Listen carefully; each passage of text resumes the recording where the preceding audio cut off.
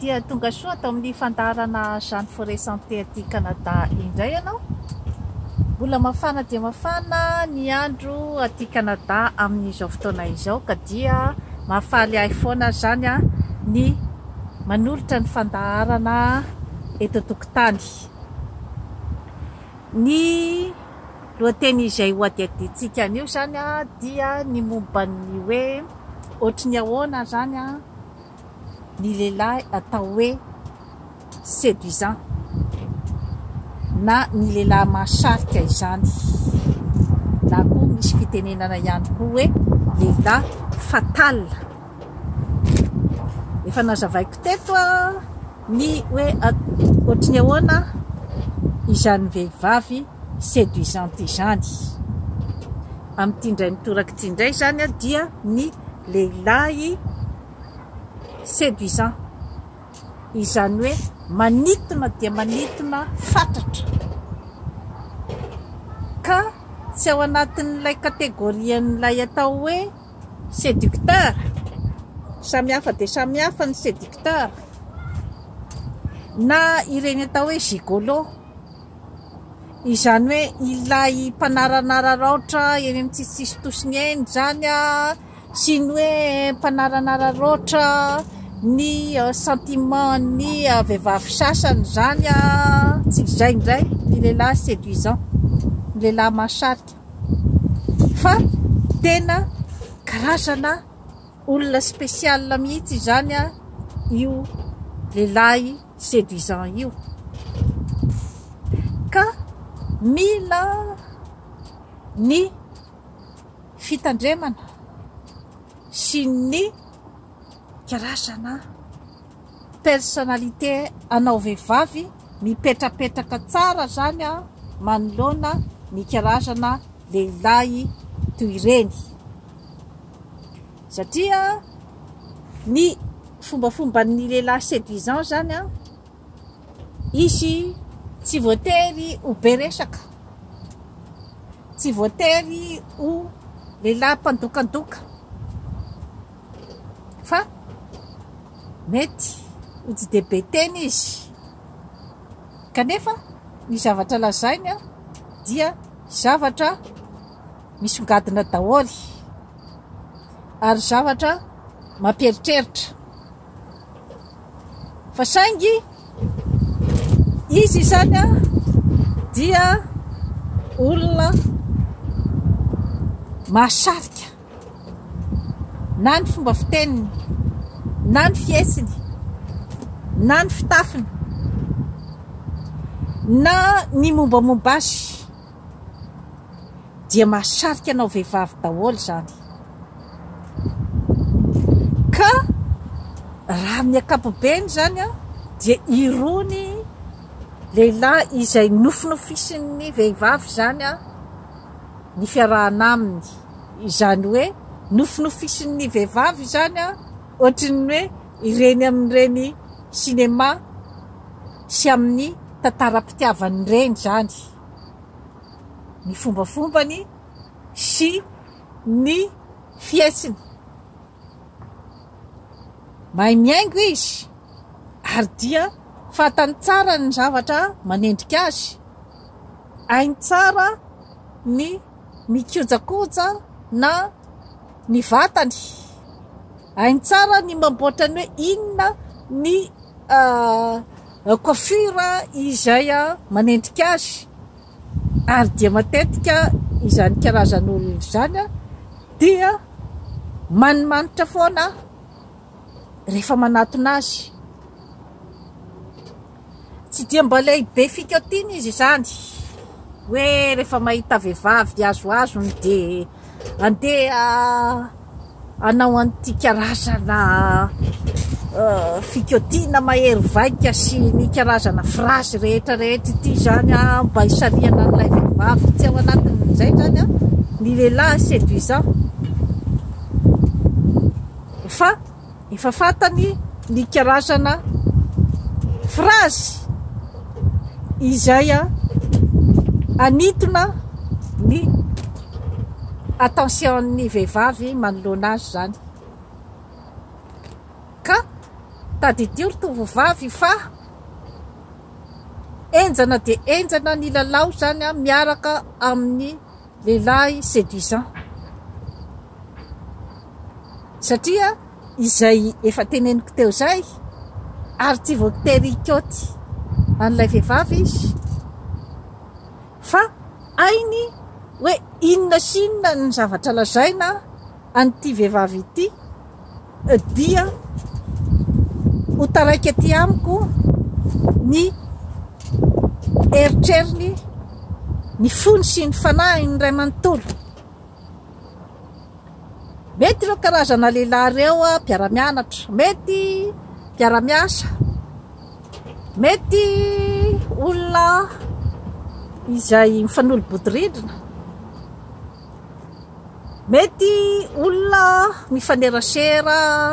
mifankahitanao aminao matetika any amin'ny kafetaria na ohatr'izany zany a ireo karazan'olona ireo.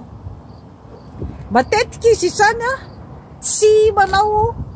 karazana fikotiana firy fa ainy zany a ny misarika an'ilay vehivavy mba ilay vehivavy zany a no anjary hitory fitiavana aminy. Enjana de enjana ke zany zavatra rehetra izany izany hoe manjary hitory fitiavana aminy na amin'ny fomba konaka na amin'ny fomba mivatana. Amin'izay fotoana izay zany dia matetika ireo karazana lehilahy ireo dia ilay milaza hoe isy ene no tena nikoty ahy e, iny vehivavy iny ene no tena nikoty ahy e. Amin'izay fotoana izay zany anao raha tovovavy inona no zavatra tokony ataonao zany rehefa sendra lehilahy ohatran'izay ianao. Satria tsy voatery ho lehilahy ratsy fanahy ireo karazana lehilahy ireo hoe andeha mitapitaka na ohatran'izay zany, fa efa izay hoe séduisant zay izy, manitositona daholy ny zavatra rehetra anyampiny ary olona manana maîtrise de soi sy fahamatorana goavana de goavana zany ireo karazana lehilahy ireo. Ka mila ihany koa zany an'ilay karazana fahamatorana sy fahaizana milalao miaraka aminy zany amin'izay resaka séduction zay. Satria raha ohatra ianao zany tonga de mitetateta raha tovovavy tonga dia hoe tara de tara zany ary dia mampiseho aminy an'izay hoe taratara sy potipotika ohatry ny biscuit mitsahana pneu izay ianao dia izay ianao ilay olona atao hoe ijaly amin'ny fiarahana amin'ny tovolahy ohatran'izay. Fa mila fahamatorana goavana de goavana koa zany ny fiarahana amin'ny karazana lehilahy toy ireny. Mila teknika ary indrindrandrindra zany dia ny efa averiberiko eto foana dia ny maîtrise de soi, ny fahaisana mandinika ny fombafomban'ilay olona sy ny zavatra tiany ho tenenina sy ny message izay alefany, ary indrindrandrindra dia ny fitokisantena ary ny fahaizanao mijery hoe inona koa no zavatra sy ny tombotsoa azonao amin'ilay fiarahana. Mila ainao tsara zany izay zavatra rehetra izay rehefa miaraka amin'ny karazana tovolahy ohatran'ireny, satria karazana talenta goavana de goavana ny ao ambadiky ny lehilahy mahasarika, ary misy karazana entraînement na maîtrise de soi goavana de goavana koa zany no ataony amin'ny karazana fisarihana izay ataony ny tovovavy. Ary ireo karazana lehilahy ireo dia tsy mijabajabaka amin'ny vehivavy izay hitany fa tsy ho azony. Izay aloha dia zavatra atitra teriny izay zavatra izay, tsy mijabaka mihitsy izy amin'ny vehivavy izay hitany fa tsy ho azony. Fa efa misy karazana fandinihana goavana izay ataony zany amin'ireo karazana vehivavy izay sibleny, ary izay sibleny dia eo amin'ny 70% eo dia azony, satria efa naovany fandinihana tsara ny mombamomba n'io vehivavy io sy ny hoe inona ny zavatra mety tadiavin'io vehivavy io, ary olona ohatry ny ahoana no tadiavin'io vehivavy io iarahana. Efa manana n'izay karazana talenta zay zany ireo tovolahy ireo, ka matetika izy zany tena tsy misy tromper mihitsy zany amin'izay hoe karazana vehivavy izay sibleny zany, matetika dia azony. Ka ianao raha tovovavy, raha ohatra ianao ka tsy te hijaly eritreritra zany miaraka amin'ireo karazan-dehilahy ireo, dia tsaratsara koa ianao no manana n'izay karazana fitokisantena sy fahamatorana izay, ary ny mahay mijery hoe inona marina ny zavatra tena tadiavina. Satria ireo karazana lehilahy ireo zany dia ny azy misy ny atao hoe sensation forte, izany hoe izy zany eo amin'le fiarahana zany dia ilay hoe mampisy émotion goafana zany eo amin'ile vehivavy zany, izay zany tena mahafinaritra azy. Dia izy koa zany en même temps koa amin'izay zavatra zay zany dia tiany koa zany hoe misy émotion zany ilay fiarahana, zany hoe misy action. Ka indraindray zany ny tovovavy raha ohatra zany ka mbola tsy tena maharaka tsara, tsy manana ny fahamatorana sy ny fananana ny fitokisantena, dia matetika ireo ilay mijaly eritreritra, satria indraindray ohatra zao hoe rehefa tena tara dia tara moa zany ilay vehivavy dia iny fa miantso, matetika dia mandefa ny SMS isan'andro isan'ora, rehefa tafaroboka raha tovovavy, tafaroboka ao anatin'ny araton'ny lehilahy séduisant ianao amin'izay fotoana zay. Indray izy tia manao an'izay karazana jeu zay, ohatra hoe miantso ianao dia tsy mandray telefônina izy, mandefa SMS ianao dia tsy mamaly izy. Iny zany raha tovovavy fa dia tena hoe fa ahoana izy zany, sao dia misy vehivavy miaraka aminy, ahoana sao dia tsy tia intsony izy. Eo zany ny akabeazan'ny tovovavy zany dia tena ilay ataontsika hoe zany hoe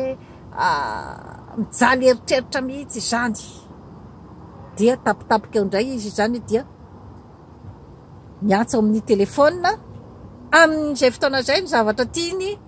ho hita aminao zany dia ianao ilay tsy maharay lamba, rehefa tonga izy dia amin'iny zany no ampiseho ny fitiavanao ray manontolo ianao, ary dia anao izay zavatra rehetra tiany ataonao. Indrindrandrindra moa zany dia eo amin'ny firaisana ranofo, satria ireo karazana lehilahy séduisant ireo koa zany dia tena ainy tsaratsara mihitsy zany ny mababo sy manome ny karazana fafinaretana zany amin'ny firaisana ranofo, satria ao anatin'ny rony atao hoe expert rony izy zany hoe efa zavatra nanaovany etude tsara mihitsy zany hoe ahoana ny alasadala an'ilay vehivavy zany eo am-panaovana firaisana ranofo aminy, satria izy dia hainy tsara hoe inona ny présentation ataony sy ny fombafomba rehetra izay ahafahany manaitaitra an'ilay tovovavy, ny zavatra hatambana tanteraka an'ilay tovovavy mandritra an'ilay firaisana ranofo, ary dia hitady azy eraky ny tanàna ity tovovavy. Izay zany no ambadiky reny lehilahy atao hoe séduisant reny. Izy nefa dia manana ny fitoniana, izany hoe mandritry ny fiarahana izy dia manana tsara ny atao maîtrise de soi, manana tsara izy ny maîtrise de langage, ary mampiseho aminao izy fa mipetrapetraka tsara ny emploi du temps-ny, rehefa te hiaraka aminao izy a, rehefa andeha hiasa izy a, ary manana ny occupation izy amin'ny fiainana. Matetika ao amin'ny d'affaires ny karazana lehilahy ohatran'izay. Ka ianao zany raha tovovavy no mila ny ataontsika zany koa zany hoe ny manana izay ataontsika hoe fahamatorana sy ny fahaizana mifehy tena izay zany a, mba tsy andeha irotoroto anaraka azy amin'izay toerana rehetra andehanany sy tsikilo azy ho lasa dala aminy, satria izay zavatra izay matetika mahadiso fanantenana ny tovovavy, satria tsy izay mihitsy no itiavany ianao bebe kokoa, fa tiany ianao a hiditra ao anatin'ilay karazana jeu zany a izay apetrany. Izany hoe tiany ho hita avy any aminao koa zany ilay karazana fitokisantena izay a misy ao aminao, satria iny no hanomeny charme sy ny zavatra mampatsirotsiro ny fiarahanareo. Satria raha ohatra ianao zany a ka dia defa babo tanteraka, dia ohatrany hoe tsy misy défi intsony zany ao aminy,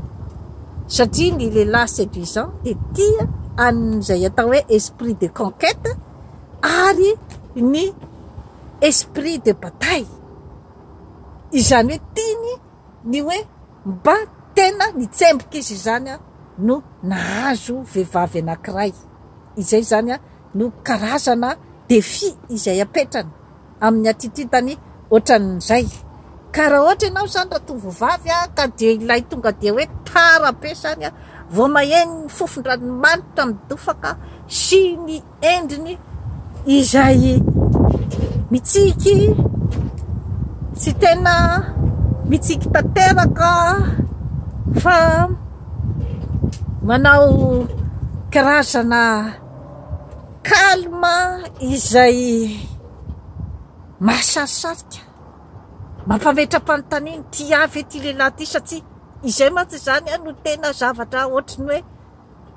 tadiavin'ilay lehilahy zany, ny ampitepitepy an'ilay vehivavy. Nefa raha ohatra mantsy izay zany a no fombafombanao raha tovovavy a, dia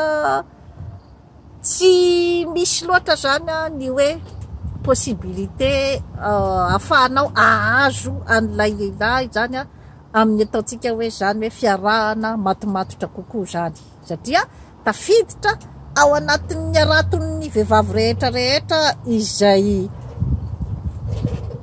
ny séduisevany ianao zany, tafiditra ao anatin'ny tableau. Fa ny tena tadiaviny a dia ny vehivavy a izay afaka anaovany défi. Tadidio zay raha tovovavy, ny vehivavy afaka anaovany défi. Izany hoe na dia teo ara zany ilay fisariana mahery vaika avy any aminy dia narary izy, nadady izy, vao zay vao nahazo an'ilay vehivavy. Ka io vehivavy io koa nefa tsy mora ihany koa niady izay miandry azy, satria rehefa lehilahy maniton'izay dia sarotra ny ananana ny karazana maîtrise de soi zany amin'ireo karazana lehilahy ireo, satria ny fisintomana dia tena mahery vaika dia mahery vaika. Ka ny fahaizanao mampiandry azy,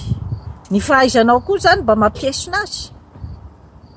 ary ny fahaizanao mampiseho aminy fa tsy dia ny vehivavy rehetrarehetra ne ka dia iakoky eo am-paladiany daholy, satria zay no zavatra hitany hatramin'izay zany amin'ny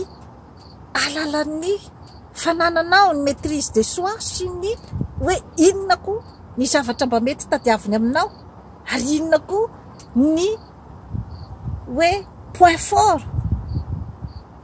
any aminao izay hoe mba mety ihany koa zany a hisarika azy. Izay a no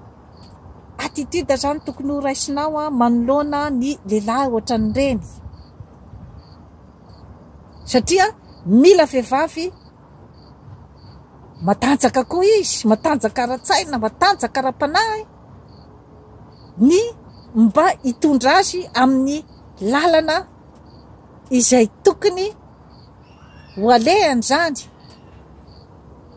mba tsy asolafaka azy. Mila koa izy zany ny vehivavy ohatraohatran'izay, satria ny resaka fisariana na ny séduction zany dia mety hitondra amina zavatra maro dia maro izay tsy andrasantsika amin'ny fiainana, mety ho solafaka amin'ny lalana maro dia maro.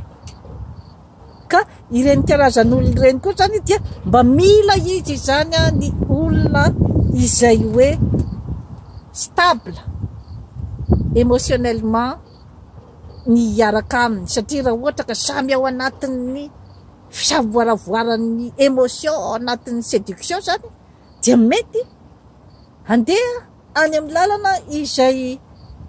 tsy hitondra amin'ny zavatsoa, satria raha ohatra samy ao anatin'ny émotion ny rotota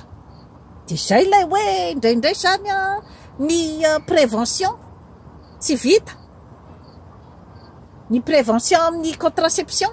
dia zay ilay hoe mitoejaza ilay vehivavy nefa mbola tsy vita akory, mbola tsy vonona akory ny rotota amin'ny hoe anorina tokantrano. Mila zany ireny karazan'olona ireny hoe vehivavy manana ny maîtrise de soi, ny amin'ny hoe mandray ny précaution rehetra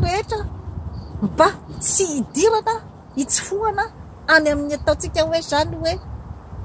fananahana tsisy protection, ka hitondra any amin'ny hoe mitoejaza amin'ny fotoana mbola tsy ilana azy. Ohatra zany izay teneniko zay, ohatra zany ao amin'ilay fiarahana, mila zany izy vehivavy matohatra an'izay séduction an'izay, ny miara-makivaky aminy ny fiainana, satria mila vehivavy responsable izy zany ny hitondra azy. Tsara dia tsara ny fifampisintomana, ary indrindrandrindra moa zany amin'ireny karazana lehilahy séduisant ireny dia mametraka karazana souvenir sy tantara izay tsy afaka miala ao anatin'ny sainao raha vehivavy ny fiarahana taminy, na dia indray mandeha fotsiny ara. Kanefa ianao ihany tokony mahafantatra an'izay zavatra zay hoe hitondranao aiza ilay fiarahana miaraka aminy. Ianao zany mila fahamatorana amin'izay zavatra zay. Raha ohatra moa ianao ka hoe efa vonona tsara koa ianao ny hoe zay idonany ty poahany ty fiarahana ty, vonona ianao zany hitaty ny conséquence, satria dia nanitona anao fatratra zany ilay tovolahy, ka dia mba te anana karazana souvenir ianao zany ny niarahanareo teo, dia anao indray ny mandray an'izay fanapahan-kevitra zay. Fa ny tiako atitra terina zany dia ny hoe mila ianao vehivavy zany mahafantatra tsara ny décision raisinao miaraka amin'ny karazana lehilahy ohatran'ireny, ary mila ny personnalité anao izay hoe tsy ho voadomina be loatra zany ao anatin'ilay fisariana mahery vaika, fa hay anaraka tsara ny hoe atraiza moa zany ny conséquence n'ity zavatra ty, atraiza moa zany ty fifampitondrana isaky ny 2 minitra mandeha mampiaraka ty. Ianao zany no mila manana n'izay maîtrise rehetrarehetra izay no mety hisarika azy bebe kokoa zany andeha any amin'ny zavatra matomatotra kokoa miaraka aminao raha tovovavy, satria ianao zany tsy tao anatin'ilay kategoria ny hoe apetraka ery amin'ny rindrina ny sarinao zany anaovana ny collection, hoe ianasiana daholo nefa sipako, mba tsy ho zay anatin'izay ianao zany fa ao anatin'ny olona izay afa afaka hitondra azy izany amin'ny tanjona tsaratsara kokoa sy ny hoe hitondra anazy amin'ny realiten'ny fiainana zany ka afaka hiara-makivaky aminy amin'ny fiainana amin'ny maha-fiainana azy izay fa tsy hoe ao anatin'ny roman foana zany ao anaty film foana ny fiainana izay fampitondrana dia toy izay sy toy izay indray tompoko lasy tompoko vavy no azo natolotra anao an'io manao abonnement amin'izany forêt santé atika nadafa anatsara ny fiainanao veloma tompoko